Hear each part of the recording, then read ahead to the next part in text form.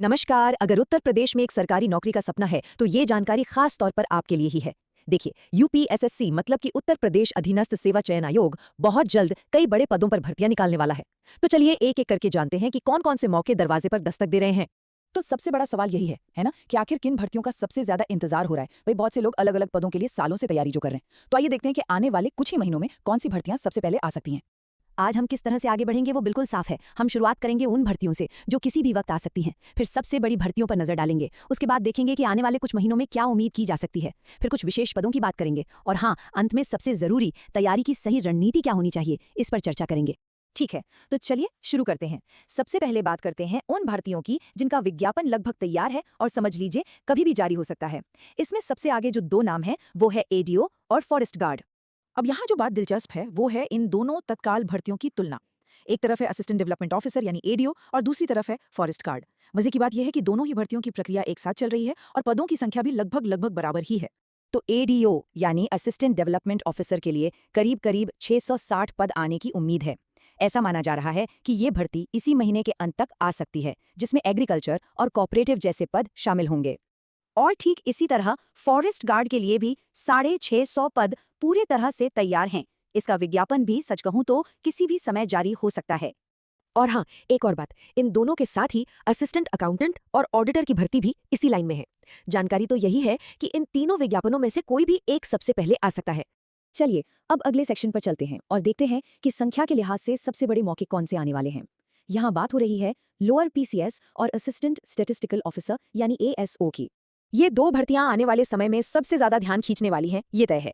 Lower PCS और ASO दोनों में ही अच्छी खासी संख्या में पद आने वाले हैं, जो कई उम्मीदवारों के लिए एक सुनहरा मौका साबित होगा। लोअर पीसीएस की भर्ती बहुत बड़े पैमाने पर होगी, जिसमें 2500 से भी ज्यादा पद आने का अनुमान है।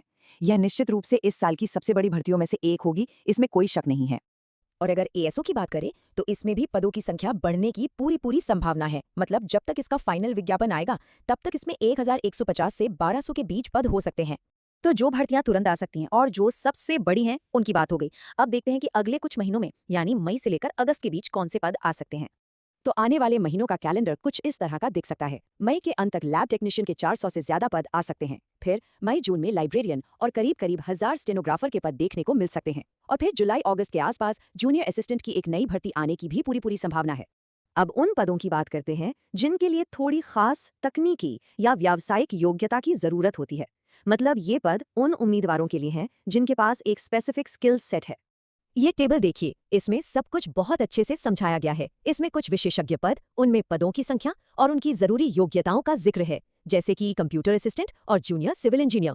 चलिए कंप्यूटर असिस्टेंट के पद को थोड़ा और समझ लेते हैं। इसके लिए कुल 300 पद है और योग्यता में 12वीं पास होने के साथ साथ सीसीसी या ओ लेवल का सर्टिफिकेट होना चाहिए। और हाँ, 25 शब्द प्रति मिनट की हिंदी टाइपिंग स्पीड भी जरूरी होगी। इंजीनियरिंग के छात्रों के लिए भी एक बहुत बड़ा अवसर है। जूनियर सिविल इंजीनियर के लगभग 2000 पद। ये भर्ती जो अभी जेई की परीक्षा चल रही है उसके खत्म होने के बाद आने की उम्मीद है। तो इतने सारे मौकों के बारे में जानने के बाद सबसे महत्वपूर्ण सवाल पर आते हैं। इन सब की तैयारी के लिए सही रणनीति, सही स्ट्रैटेजी क्या होनी चाहिए। देखिए, यही सबसे जरूरी बात है। जानकारी ये कहती है कि तैयारी का सबसे अच्छा तरीका है लोअर पीसीएस को लक्ष्य बनाकर चलना। अब आप पूछेंगे ऐसा क्यों? ऐसा इसलिए क्योंकि इसका सिलेबस काफी बड़ा है और इसकी तैयारी से कई दूसरी परीक्षाओं का सिलेबस भी अपने आप कवर हो जाता है। तो इस पूरी जानकारी के बाद अब ये सोचने का समय है कि इन सभी आने वाले मौकों में से किस पर अपना ध्यान केंद्रित किया जाए, क्योंकि सही लक्ष्य तय करना ही सफलता की ओर पहला कदम होता है। इसी विचार के साथ आज के लिए बस इतना ही। धन्यवाद।